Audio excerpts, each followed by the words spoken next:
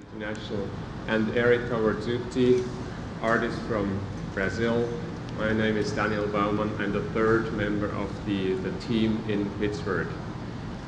We're going to talk about 10 minutes about the exhibition and then pass over to ask questions to Francis and Erika. We brought a little presentation.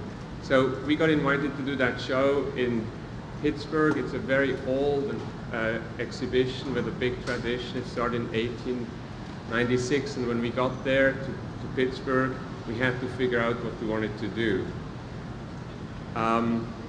First of all, it has to be said that it's the most important exhibition for international art in the US. And we brought 35 artists to Pittsburgh.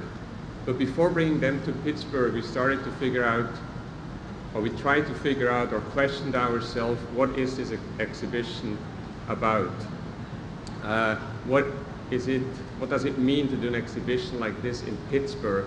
What does it mean to do an exhibition at the Carnegie Museum of Art? Because it's the only museum in the world who built its collection through a biennial. So all these questions, that's how we started to work. I'm going to pass over to my colleagues. We did everything together. We choose all the artists together, so we also talk together.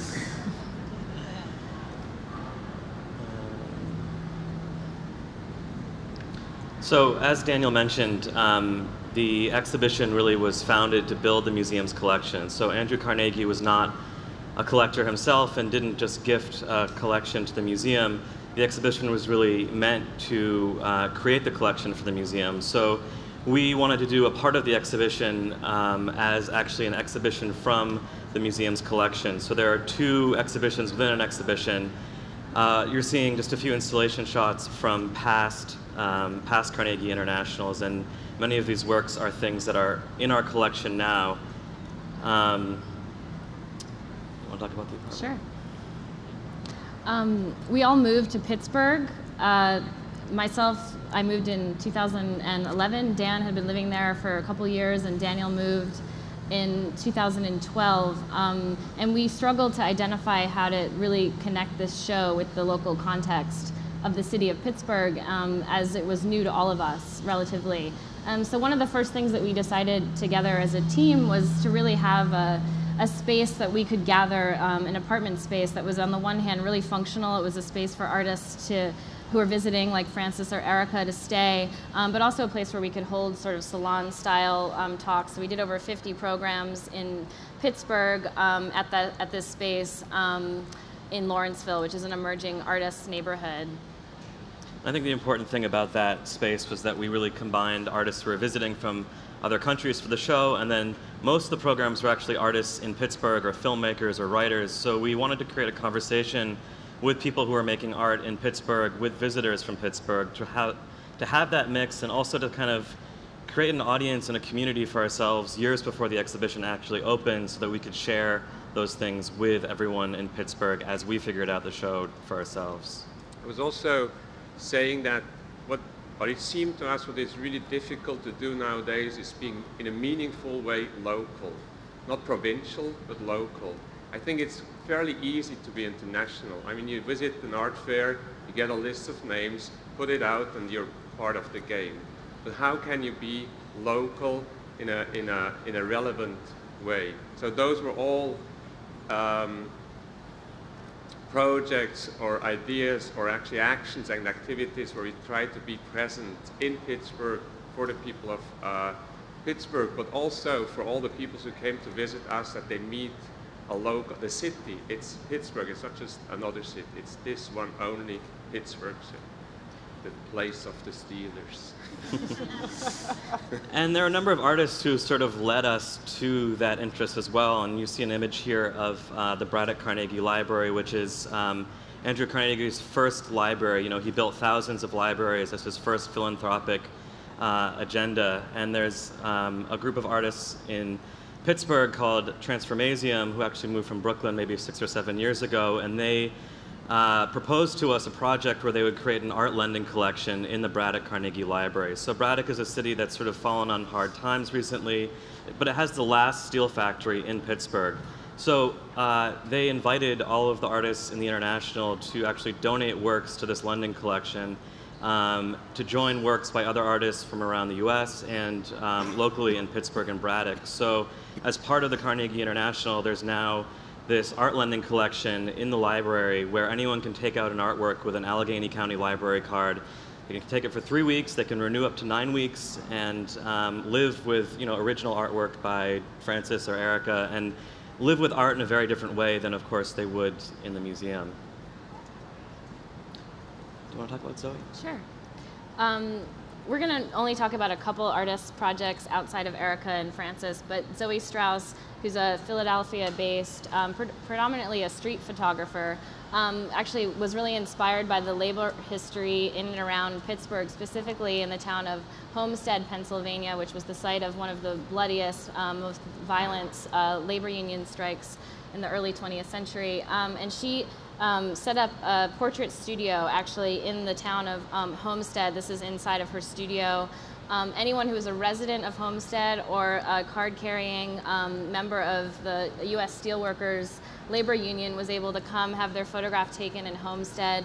One copy went into the museum's collection, one went on our walls in the exhibition, and one went to the subject of the picture. And these are some of the products of her works. She did this over the course of a couple months in the summer leading up to our opening in October. Sorry? Another important part of the exhibition was the playground project. And maybe Daniel can tell us about his childhood associations with a Swiss play structure. Yes, so we built the playground. It's not exactly what people expect from a museum, and also not from a biennial type of exhibition. It was something we thought that was very much needed in front of the museum. A lively place, but also a surprising place, but also a sign out in the street that is a welcoming place. And on the other side, we thought there are so many biennials out there, and we were committed to that playground, but we could also see that it's a nice way to start to go out in the public and talk about an exhibition, not just publishing the list of the artists, but actually saying we're building a playground. Because I was imagining if I would sit in Switzerland, where I'm from, and then I get an email, all these emails one gets, but I get an email from some guys in Pittsburgh doing a famous show, a very renowned show, and the first thing they do, they build a playground. I would probably read the email, otherwise I would just delete it. So I think that was, it was all this thing, how can we be relevant, how can we make, create interest for this show locally, but also internationally. And that playground project was certainly one way to do it, and it turned out actually very well. It became a very popular project, very accessible, that talks about art, but also about public space. It talks about education, and it talks about risk. And we all know we live in a risk-averse or time, and we just found out that all these playgrounds that had been built, a lot of playgrounds that had been built in the 40s, 50s, 60s, and 70s, they were most amazing projects and very dangerous ones too. Was sort of the idea of if we could propose the museum actually as a playground, and that idea of risk in public, to transfer that metaphor from a playground into the museum.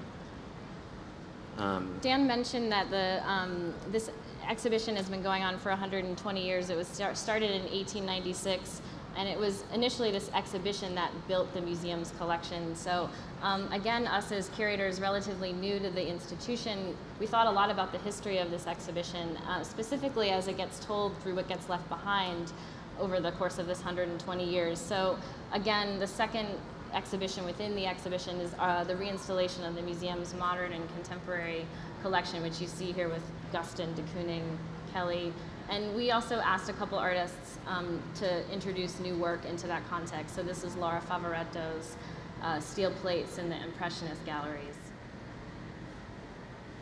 And it was really an exhibition that traced the relationship between, you know, what the museum bought from past internationals, but also choosing works that would resonate thematically or in some effective way with artworks that were in the exhibition by the artists that we'd invited into the show. And here you see, yeah, Phillida Barlow and Rodney Graham in the collection as well. So we just wanted to show some pictures of some artworks that were inserted within the museum, because we really had this incredible building and history and sites in the museum that were full of different kinds of use that we could insert artworks into to kind of respond in conversation with the museum. And the museum itself became a sort of dominant theme of the exhibition.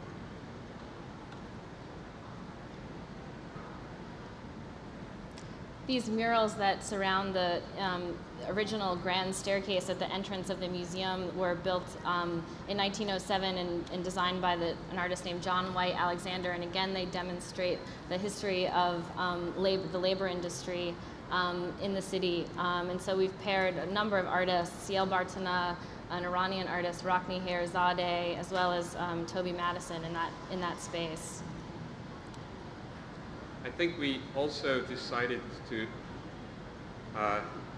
go for certain changes.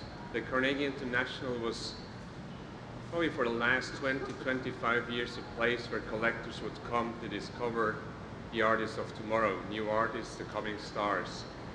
We said nowadays you have art fairs, you have galleries, a lot of young galleries, you have the internet. It's a totally changed landscape, and they're all doing a brilliant job and are extremely fast.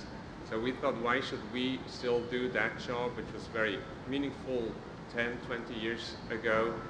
And we decided actually to more talk about the art than the next star. So that led to some disappointments by collectors who came and thought they would discover the new artist. But it also brought a big enthusiasm for a broad public, because they could dive and get to know some substantial bodies of work. So some of the artists we invited, we showed almost like mini retrospectives by Mladen Stilinovic, a big body of work by Dinkyu Lee, Sarah Lucas, Joseph Yoakum, and others. And I think it paid off.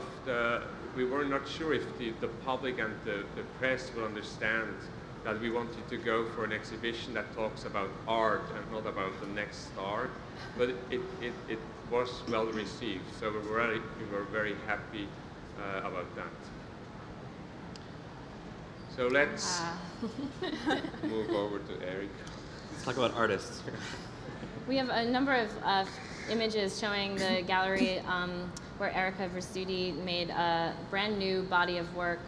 So I'll just run through some of them here. This is a space called the Forum Gallery, which is just off of the sort of main entrance, which sort of creates sort of a long avenue that was the sort of heart and center of our show.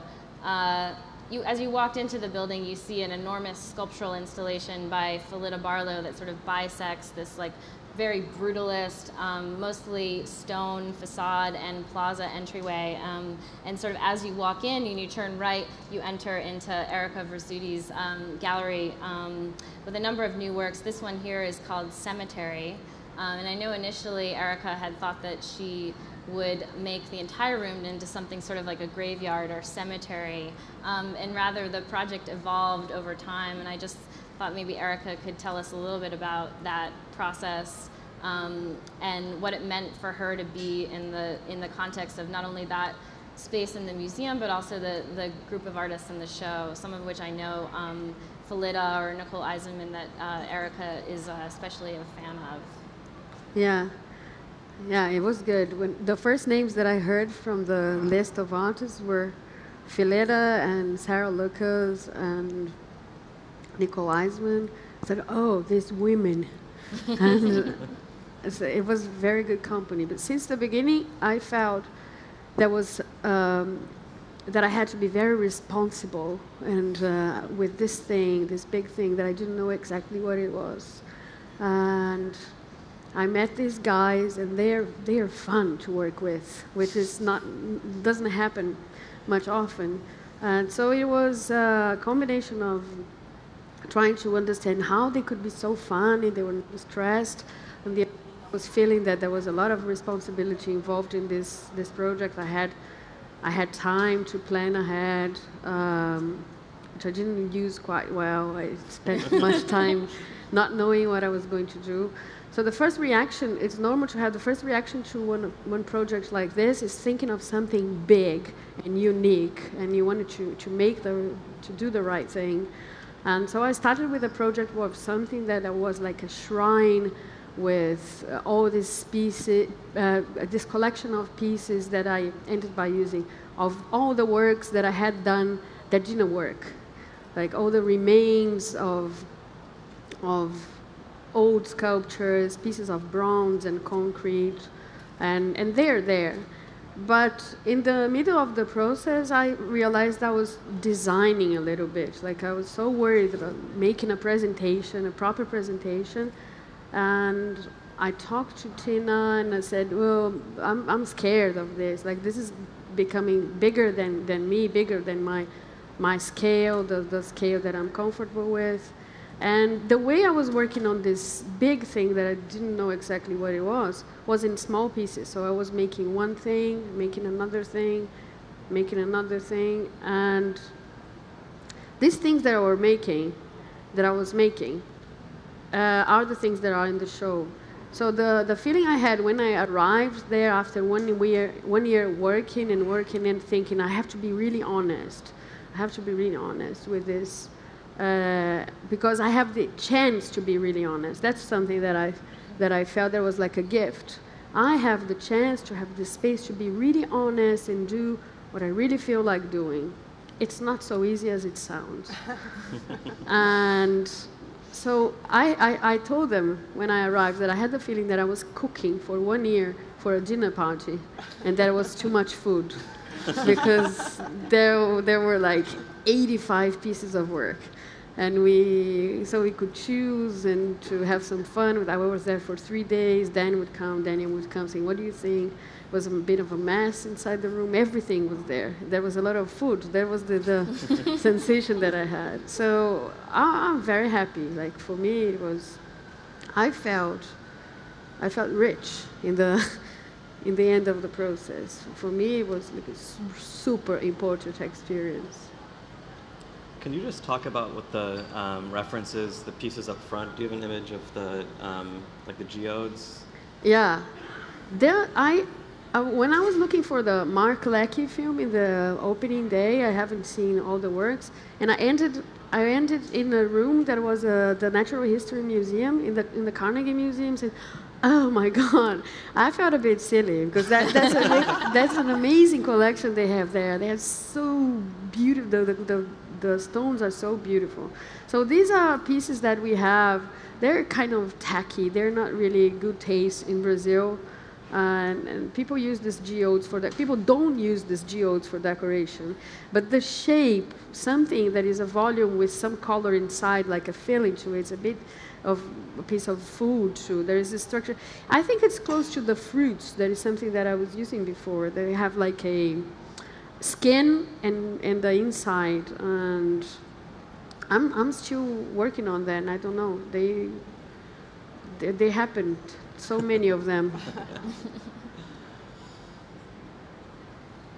So we had it is really an interesting room there, because when I do tours, I all the time go back there. I kind of don't really understand it yet, but I'm still intrigued each time. So I go in there, and then I ask the people on the tour, I ask them, what do you think is going on? I mean, I have a few ideas, but I ask them, so what do you think is going on? And then people start to talk, and it's interesting what you said about trying to be honest, because I went in there with Yal Bartana, who is another artist in the show, and she does a very different type of art, and she stands there and she goes, I like that. it's really, it doesn't try to be more than it is. It's just very honest. And it's exactly what you just said. So it works. I'm very happy to hear that.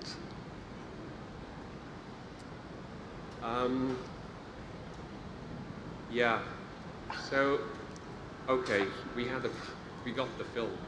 A little technical. Okay, we're going to show you an excerpt of Francis Stark's film and installation at the 2013 Carnegie International. Oh, and 69. we were able to download it.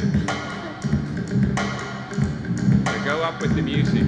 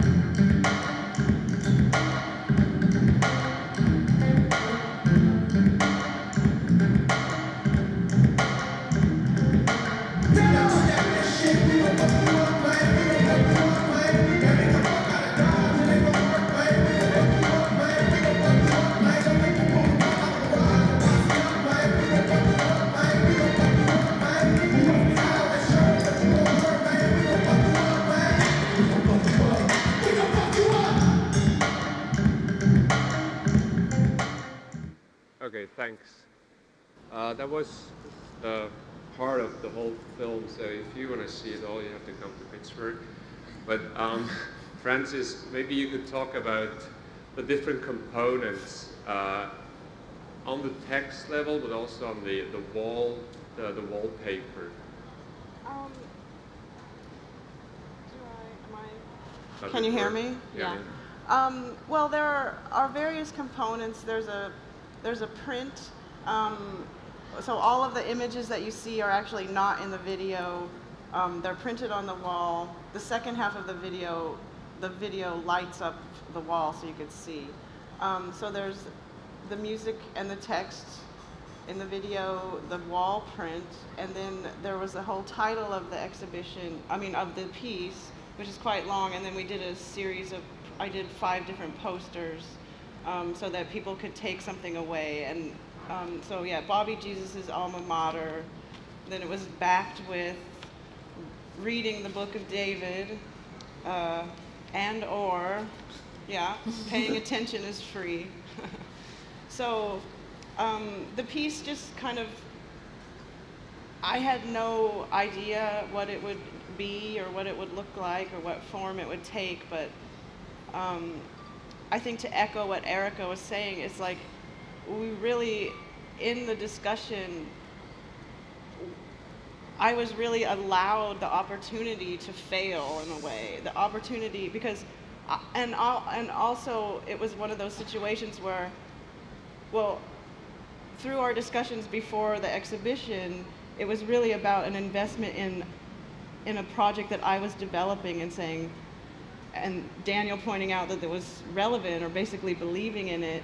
And then once I had not really had a sense of what their aims were in the exhibition, and then once I got to the exhibition and put the piece up and then saw how absolutely noisily chatty it was with so many other things in the show, it was so special.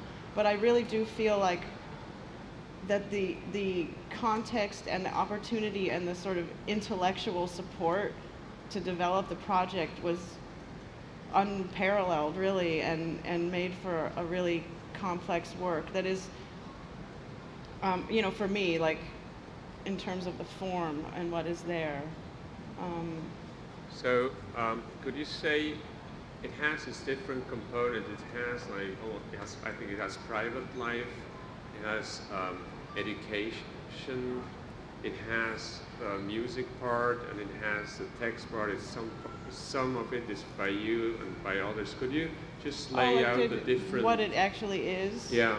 Okay. Because it's that, I think it's interesting that even these things can get together. It's so hard So to what bring it them is together. actually, I took a sabbatical, like one semester sabbatical from USC where I teach, and I got somehow into a much different pace of reading, and I opened my studio to some people to do a project, and it just, I created a situation where my studio practice allowed me a kind of much, like this kind of odd pedagogical capacity or something, that I started to take my pedagogical energies and put them through my studio with this kid, Bobby, who's not really a kid, he's an adult, but sort of kid-like.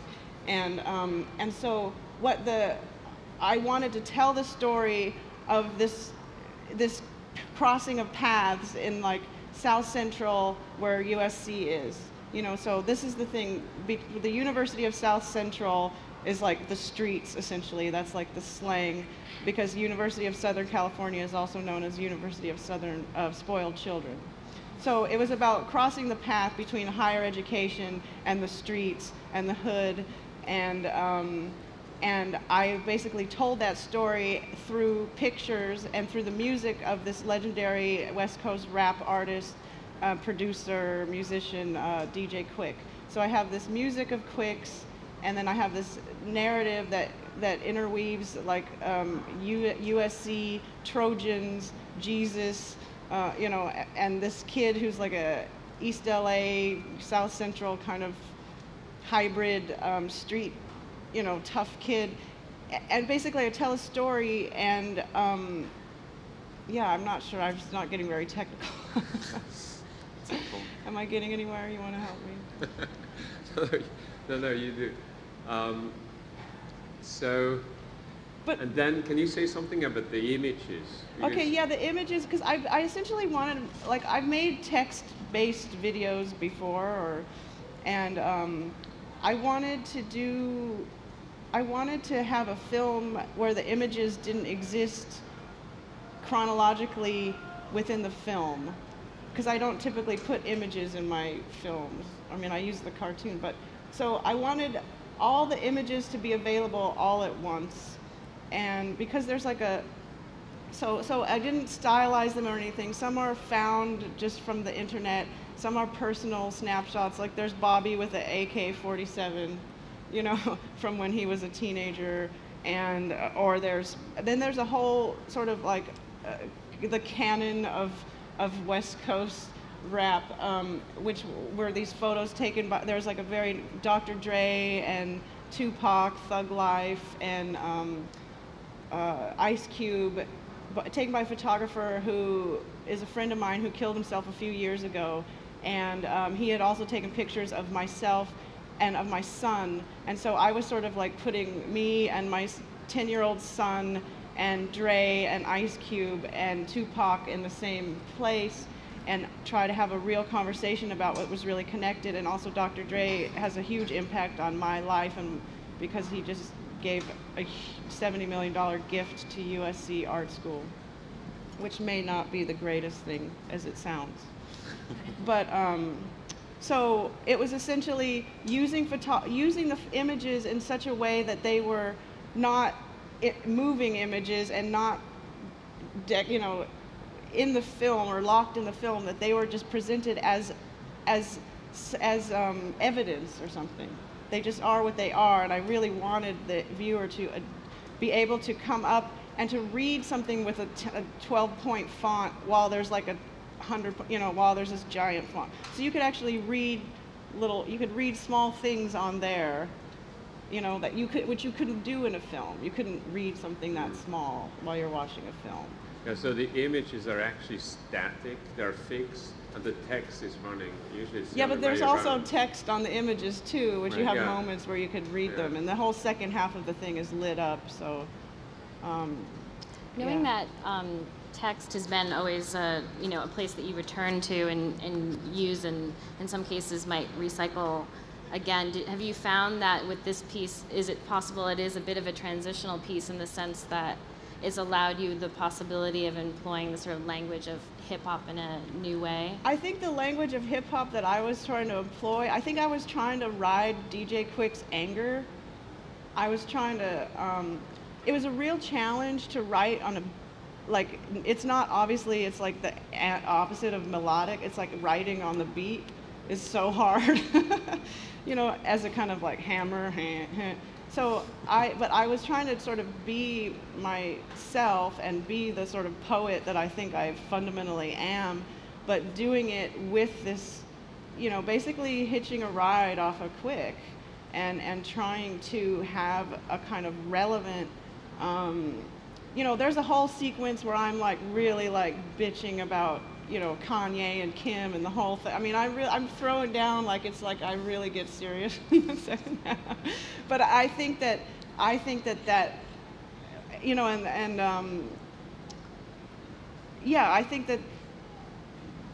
that it was essentially about trying to yeah, I don't know. I wasn't trying to be someone else or whatever, but I was trying to speak through something that mattered to me a lot. And one of the most amazing experiences I had there was based on the fact that the kind of catalog of references was so intriguing to the guards that we got into these really fantastic long conversations about what the images meant and what their connections were between the images. And that was essentially what the spirit of the piece was about. It was a kind of pedagogical spirit of like, let's look at this image next to this image and this image, and what does that add up to, or what are the relationships there? And they were the guards who sit there all day, like absorbing stuff with the full, you know, like ability to pay attention closely. They were really engaged, and I was really very satisfied with that. Yeah, and it's certainly one of the works, the same for Erika, where you go in again and again and again, and you still discover, even after 10 times, you discover new aspects of it. I don't know exactly what the rules down here are, but do we Q&A? Yeah, probably we can do whatever we want. So maybe we should open it shortly to the public and for 3, 4, 5 minutes. So if there are any questions. Does anybody have a question? Otherwise, I would say... In the back? Oh. What brings comments on your strong influence with rap music? I mean, is it the Los Angeles being based downtown? Is it life experience? Where does that come from? It's actually I did a project a couple of years ago. Well, I got really heavily into dance hall music, which is not an LA thing, and somehow through that I sort of got back into. I was not a super I'm not like a rap fan for years and years. I mean, I'm 46, whatever, you know, that goes way, you know. Anyway, I got into it because I was getting, you know, well, I love music, but I also have a son who's 10 who's consuming mainstream top 10 radio rap, and I'm an analytical person, and I pay close attention, and so I just start to understand, like, okay, why is this okay and not okay, and what's the history, and whatever. I basically just was very immersed in it with my son, and it was also through, I mean, the narrative here was not about rap so much as it was about being in Los Angeles, being in my neighborhood. This previous project that I had done that was for the Freeze Fair for the VIP cars, it was an audio piece, and it was called Trapped in the VIP. And I had worked with this, basically like some kind of like good-looking hustler dude that I happened to meet, and he kind of, through him, I met this other kid, Bobby, and I just like let them, you know, we had the experience of working on a project, and they got to experience like a work ethic in a different way, and what is an artist, and how is this woman in this room doing these weird things with the paper, and she makes money, and what the hell. So the merging of our experiences or something produced that, and through that DJ Quick became this amazing sort of like, I don't know, like a figure, because he's so locally LA, he's such a big deal in LA, but it's not a big deal in today's like ultra mega commercialized hip hop narrative or whatever. So he doesn't fit into that, but he's a true artist and is like really talented. He's the same age as Dre, is the same, you know.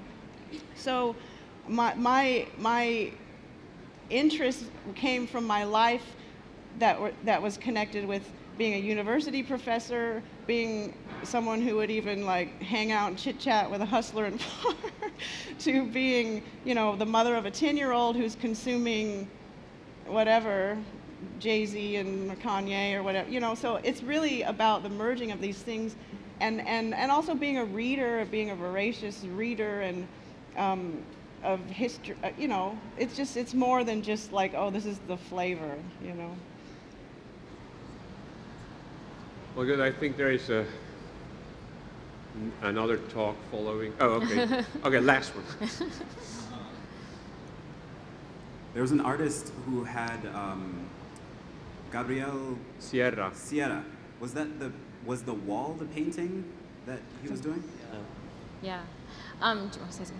Well, go ahead. So yeah, Gabriel was invited to be in the exhibition, and he really was allowed to walk around the entire museum, and since he's known for his architectural interventions into existing space and works rather site-specifically, and he was inspired. We showed you an image of the purple walls. That room is called the Hall of Architecture, and it's part of the original building, and is one of the only I think one of 3 existing collections of plaster casts of some of the great architectural monuments of the Western world. And he noticed one of its it's a very disorganized space. There is a certain logic, but the way that the casts sort of sit adjacent, almost abutting each other, almost toppling on top of each other, is rather illogical. But he did find one commonality in the space, and that is the color that is covering the walls of the space, which used to be a sort of muted, sort of sage green, like a not very interesting color. And so his proposal to us was to paint the walls purple, which was the first of 2 interventions in the space. He also introduced a number of sort of sculptural objects that respond to the pedestals and support structures that on which the casts stand. But he had said to us that, you know, curators normally never accept his first proposal, and we did. So he was sort of left with this project where, yeah, I don't know how many tens of thousands of square feet were painted, But it's a piece also that's really about the local, because anyone who visits who didn't know the color was Yeah. changed wouldn't sort of understand the full piece, and it really sits in Pittsburgh in the museum in that way. Because the first It's thing, also Pittsburgh paint that we used. the first thing that I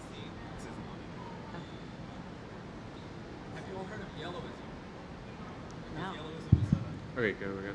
Yellowism is a context in which the context of the pieces is dictated by the environment in which they exist, and the environment is specifically purple walls. So I was curious if you all had heard of that, or this was an haven't. intentional thing. No, look it up.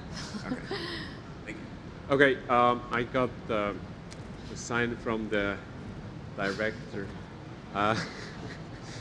One more thing. We're going to end here. Thank you, everybody, for coming. But one more thing. Erika's going to sign her brand new book outside of that booth. So on the way out, step by, or here. Okay, she's going to do it there. Get her new book. It's And brilliant. also, the show is open until March 16th, Yeah, and very we important. encourage you to visit Pittsburgh. So, Thanks. thank you.